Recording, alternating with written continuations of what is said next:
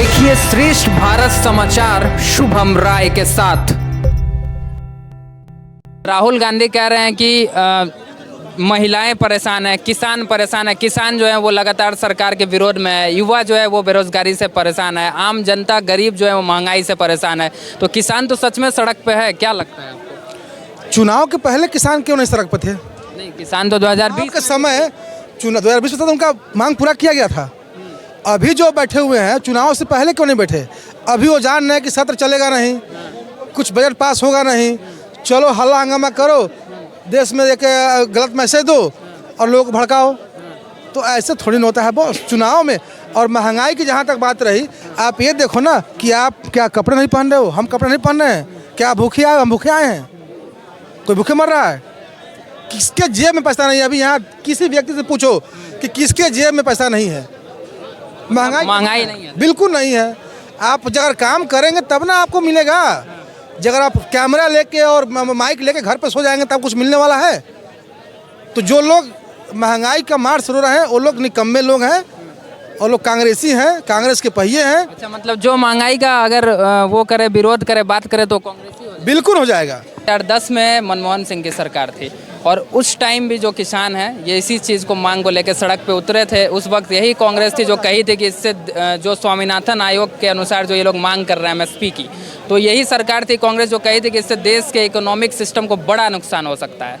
अब जो है सेम मांग कर रहे हैं बीजेपी की सरकार में और यही कांग्रेस उसको समर्थन कर रही है। क्या क्या देखिए समस्या क्या है कि हम लोग हमेशा बीजेपी आरएसएस को, बीजेपी और कांग्रेस को वर्सेस करके देते हैं। आज अगर आप 2023 में कोई सवाल पूछें तो हमेशा नेहरू पे टाल दिया जाता है, राहुल गांधी पे टाल दिया जाए, मनमोहन सिंह पे टाल दिया। आज 2010 साल से प्रधानमंत्री मोदी जी हैं। आपको इस देश के युवाओं ने, किसानों ने, मजदूरों ने अपनी महत्वाकांक्षाओं को ध्यान में रखते हुए चुना है। तो आप उनकी महत्वाकांक्षाओं पर खड़े उतरे और किसानों पिछड़ों के साथ आप न्याय करें। मोदी जी कहते हैं मैं तो गरीब माँ का बेटा हूँ, ओबीसी का बेटा, मैं किसानों का दर्द आप ही समझ सकूँ। अगले साल ने जब किसान बिल इन्होंने वापस लिया तो उन्होंने खुद कहा कि हमसे हमारी कोई तपस्या में कमी रह गई होगी। तो ये बात है किसानों की बात।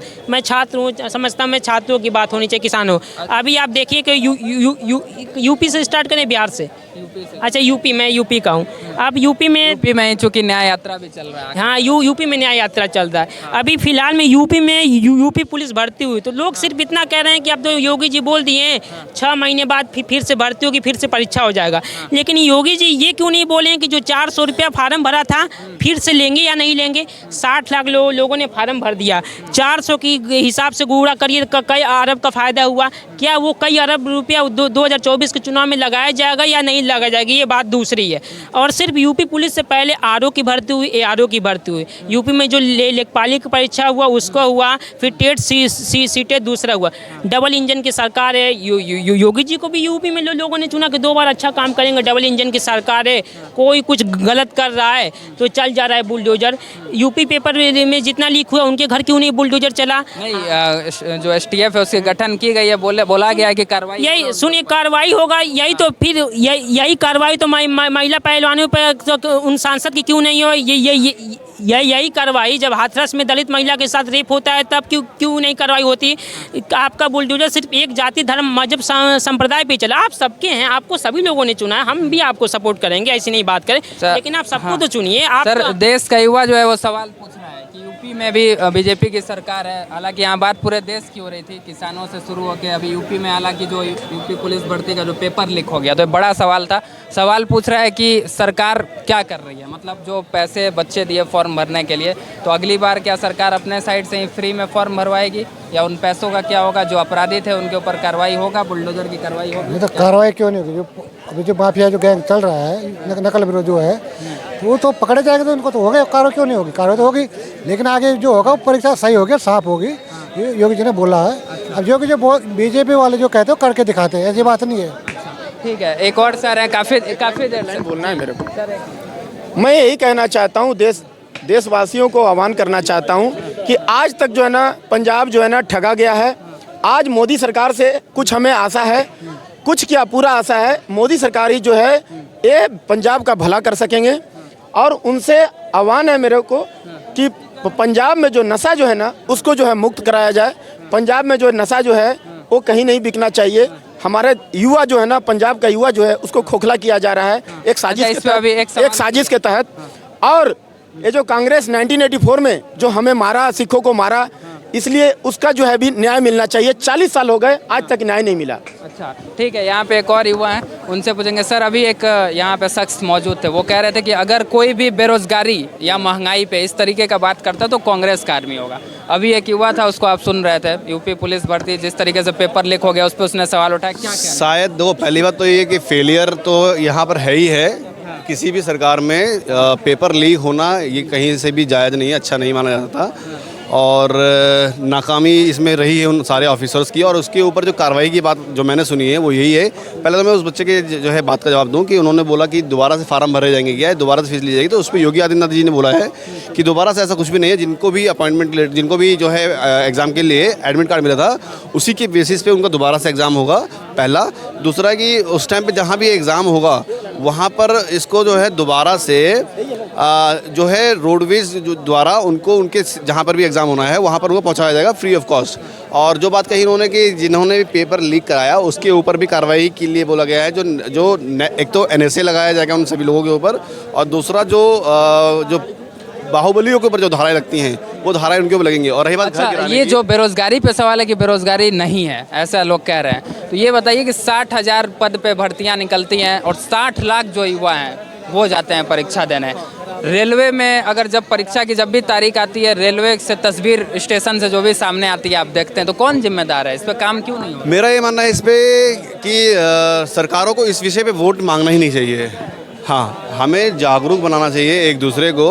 देखिए, आप सोचिए कि आज के समय में इस देश में 2 करोड़ जो है नए बच्चे जन्म ले रहे हैं, लगभग 2 करोड़ से ज़्यादा ही बच्चे जन्म ले रहे हैं। तो यानी कि वो जब अपने टाइम पे 18 साल बाद में जब वो तैयार होंगे तो वो 2 करोड़ रोज़गार का पर डे का डाटा बता रहा हूँ मैं आपको, पर डे 2000 जो है जॉब, 2 करोड़ जॉब क्या कोई भी गवर्नमेंट दे पाएगी? शायद नहीं दे पाएगी। तो रोज़गार की अगर बात की जाए, सरकारी नौकरी ही रोज़गार नहीं है। रोज़गार में अनेक व्यवसाय आते हैं, जैसा कि आप और हम भी कर रहे हैं, जो आप कर रहे हैं वो भी एक व्यवसाय ही है। तो सरकारी नौकरी से ही अगर रोज़गार देखा जाए तो वो जायज़ नहीं है। और सरकारों को भी यही है कि सरकार तो कहीं ना कहीं लॉलीपॉप जो देने की बात होती है कि हम 2 रोज़गार देंगे, तो वो बातें नहीं कहनी नाराजगी चाहिए। इसलिए होता है क्योंकि कोई भी सरकार हो, वो जब चुनाव आते हैं तो वादे करती है। ये लोग वादे किए थे कि हम पर साल पर ईयर जो है 2 करोड़ रोजगार देंगे, और अभी तक मात्र 9 लाख या तकरीबन 13 लाख अगर सब कुछ मिला के देखा जाए तो सरकारी नौकरी मिली है 10 सालों में।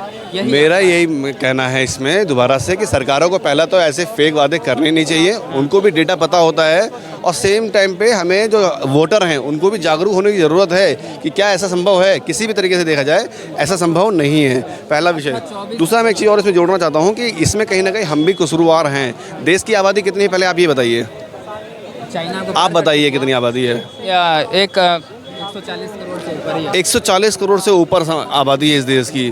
क्या विश्व में जिम्मेदारी से बताइएगा कि आज भी हमारा देश इस विषय में सोच रहा है? बिल्कुल नहीं। और देश इसलिए नहीं सोच रहा है क्योंकि कानून भी तो नहीं आ रहा है। यार, क्या आपकी हमारी जिम्मेदारी नहीं है? आपने दाढ़ी बनाई है, आपने साफ कपड़े पहने हैं, इसके ऊपर कोई कानून बना हुआ है क्या? ये आपकी स्वतंत्रता है ना, ये आपकी जिम्मेदारी है ना। आप चाहते हो ना साफ सुथरा दिखना, इसके ऊपर तो कोई कानून नहीं बना है। आप चाहो मुंह में गुटखा रख सकते हो, आप चाहो तो दारू पी सकते हो, इसके ऊपर कोई कानून बना। देखिए, यहाँ बात आती है जिम्मेदारी की। जब हर एक व्यक्ति जिम्मेदार बनेगा ना तो ऑटोमेटिकली देश का सुधार होगा।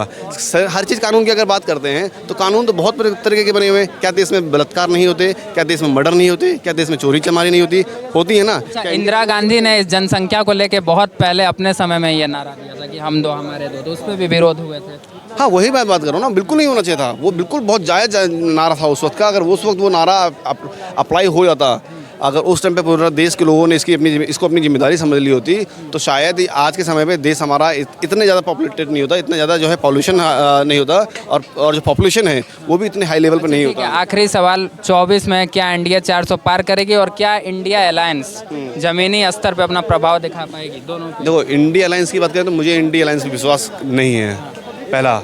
दूसरा कि अगर बात रही एनडीए अलायंस की, एनडीए अलायंस को अभी भी बहुत सारे काम ऐसे हैं जहां पर उनको करना ज़रूरी है, और कहीं ना कहीं देश के लोगों को उन पे अभी थोड़ा बहुत विश्वास है। अभी कई सारे ऐसे विषय हैं जो मैं चाहूँगा कि जिन विषयों पे बात होना चाहिए वो है देश में एजुकेशन को, ग्रामीण लेवल की एजुकेशन और ग्रामीण लेवल के जो हॉस्पिटल सिस्टम है उनमें बहुत ज़्यादा सुधार की आवश्यकता है। एजुकेशन सिस्टम ऐसा हो कि अगर रोज़गार ना मिले तो हर बच्चा अपने स्किल से बिल्कुल बिल्कुल। और वो जरूरी वो पता कहाँ से होगा, वो होगा प्राइमरी एजुकेशन से। अगर आप देखते हैं यूपी बिहार की खासकर बात करता हूँ मैं, या इवन दिल्ली में भी आप देखेंगे सरकारी स्कूलों की हालत जो है ना, कहा जाता है कि लंदन और अमेरिका और पेरिस जैसे सरकारी स्कूल यहाँ बना दिए गए हैं, लेकिन आप देखेंगे 12-1 बजे के बाद में स्कूल के आप बाहर जाकर देखें तो बच्चे यूं ही घूम रहे होते हैं।